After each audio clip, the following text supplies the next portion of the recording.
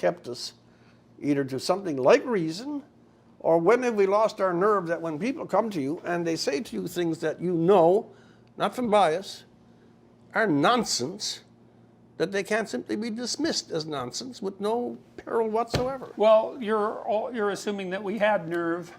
Yeah, I mean, well, sorry. I mean, some people have nerve.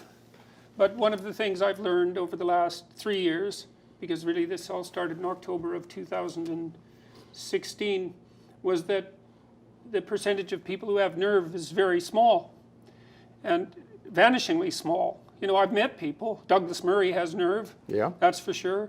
Roger Scruton has nerve. Yes, he has. Lindsay Shepherd has nerve. Yes, she has. There's a handful of people that I've met who you can't move. You're one of them, I would say.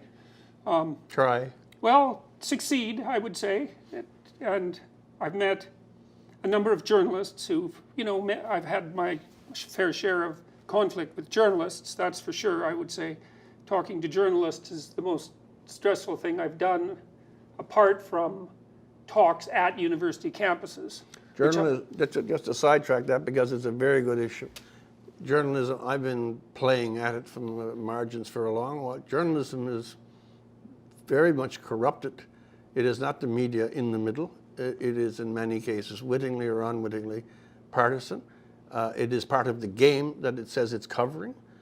Journalism is one of the failing institutions in this society, as much as universities. Yeah, well, there's technological reasons for that.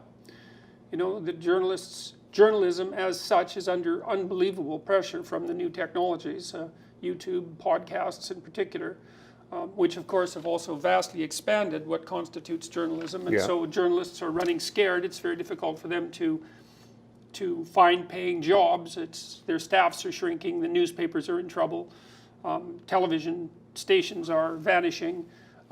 And so there's increasing desperation, I would say, as well as decreasing professionalism among those who still practice. And so some of it's the personal failings of the ideologues who happen to be occupying the positions that ideologues occupy, but some of it's a consequence of these transformations in communication technology that are so vast that they're actually inconceivable. And I think both YouTube and podcasts are great examples of that. Podcasts even more than YouTube, because YouTube serves billions of people, which is one walloping network. Yeah. But podcasts are maybe 10 times as popular.